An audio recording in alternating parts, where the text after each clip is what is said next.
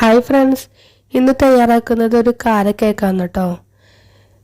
അതിൻ്റെ ഉള്ളിൽ കുറച്ച് കസ്റ്റർഡൊക്കെ ഇട്ടിട്ട് കസ്റ്റർഡ് ലാവ കാര കേക്ക് എന്ന് വേണമെങ്കിൽ നമുക്ക് പറയാം.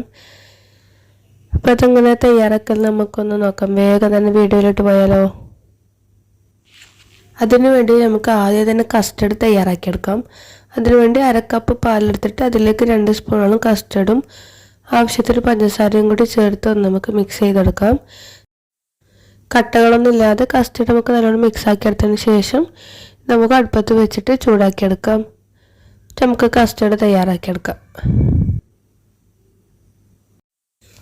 കസ്റ്റർഡ് തയ്യാറായി. ഇനി നമുക്ക് മാറ്റി വെക്കാം. അതിനുശേഷം ഒരു ബൗൾ എടുത്തിട്ട് അതിലേക്ക് 2 മുട്ടനെ കൊണ്ടാണ് കേട്ടോ ഞാൻ ഇവിടെ കാര കേക്ക് തയ്യാറാക്കുന്നത്. നമുക്ക് 2 മുട്ട ഒരു ബൗളിലേക്ക് അടിച്ചെടുത്തിട്ട് ബീറ്റ് ചെയ്തെടുക്കാം. 2 മുട്ടക്ക് 1/2 കപ്പ് പഞ്ചസാരയാണ് ചേർത്ത് കൊടുക്കുന്നത്. നമുക്ക് പഞ്ചസാരയും അതുപോലെ തന്നെ ഒരു നുള്ള് ഏലക്കായ് പൊടിയും കൂടി ചേർത്ത് കൊടുക്കുന്നുണ്ട്. അതും കൂടി ചേർത്തെടുത്ത് ഒന്നും കൂടി ബീറ്റ് ചെയ്തെടുക്കാം. നല്ലൊരു ക്രീമി രൂപത്തിലാക്കിയിട്ട് നമുക്കിത് ബീറ്റ് ചെയ്തെടുക്കാം.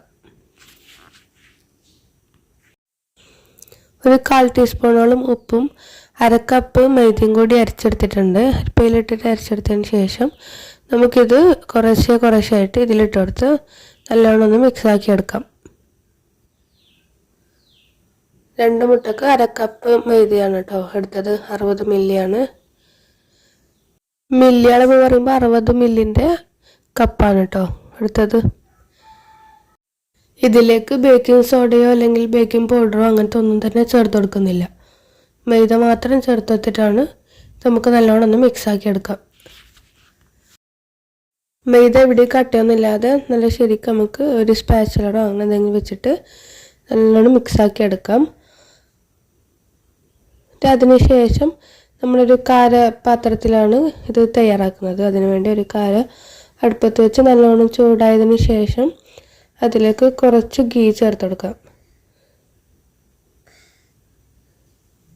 കുറച്ച് ഗീ തടവി കൊടുക്കാൻ വേണ്ടി നമുക്ക് ഗീ ചേർത്ത് കൊടുത്തതിന് ശേഷം നമ്മളെ മുട്ടയുടെ മിക്സ് ആദ്യം കുറേശ്ശായിട്ട് ചേർത്ത് കൊടുക്കാം. ഒരു പകുതി നമുക്കൊരു പകുതി അളവിൽ കുഴിക്കോത്ത് ഇങ്ങനെ ഓരോന്നായിട്ട് ചേർത്ത് കൊടുക്കാം.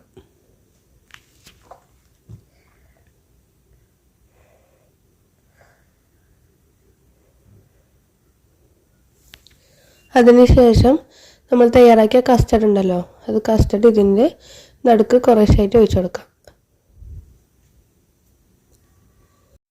കസ്റ്റർഡ് ചേർത്തെടുത്തതിന് ശേഷം അതിൻ്റെ മുകളിലായിട്ട് ഒന്നും കൂടി നമ്മളെ മുട്ടയുടെ മിക്സ് ഒന്നും കൂടി ചേർത്ത് കൊടുത്തിട്ട് ഇത് അടച്ച് വെച്ച് വേവിക്കാം. ഒരു 2-3 മിനിറ്റോ നമുക്കിത് അടച്ച് വെച്ച് വേവിക്കാം. നമുക്കൊന്ന് തുറന്ന് നോക്കാം ഇത് വെന്തോ ഇല്ലയെന്ന്. തുറന്ന് നോക്കിയിട്ട് വെന്തില്ലെങ്കിൽ ഒന്നും കൂടി വേവിച്ചാൽ മതി. ഇത് വെന്ത് കഴിഞ്ഞാൽ ഒന്ന് തിരിച്ചിട്ട് കൊടുക്കാം. ഒരു 30 സെക്കൻഡ് മറ്റോ ഒന്ന് തിരിച്ചിട്ട് കൊടുക്കണ്ടേ. അടിഭാഗം ഒന്നൊരു ചോപ്പടിക്കാനാണ്. അതുകൂടി ആയിക്കഴിഞ്ഞാൽ നമുക്കിതൊന്ന് പാത്രത്തിലേക്ക് മാറ്റിയെടുക്കാം. ഇതുപോലെ തന്നെ ബാക്കിയെല്ലാം കൂടി ചുട്ടെടുക്കുന്നുണ്ട്. ഇനി നമുക്കിത് എങ്ങനെയാണ് തയ്യാറായെന്ന് നോക്കാം. ഇത് നമുക്ക് നല്ല ലാവ പോലെ തന്നെ കിട്ടീനോ നോക്കാം. ഇതാ നമ്മൾ കസ്റ്റർഡ് ഒലിച്ച് വരുന്നുണ്ട് ഇതിൽ നിന്ന്. നല്ല ടേസ്റ്റ് ഉണ്ടോ കഴിക്കാൻ. അപ്പോൾ എല്ലാവരും ഇതൊന്ന് എന്തായാലും ട്രൈ ചെയ്ത് നോക്കാം. അതുപോലെ തന്നെ വീഡിയോ ഇഷ്ടപ്പെട്ടെങ്കിൽ ലൈക്ക് ചെയ്യാനും ഷെയർ ചെയ്യാൻ സബ്സ്ക്രൈബ് ചെയ്യാൻ മറക്കല്ലേ. Okay, by.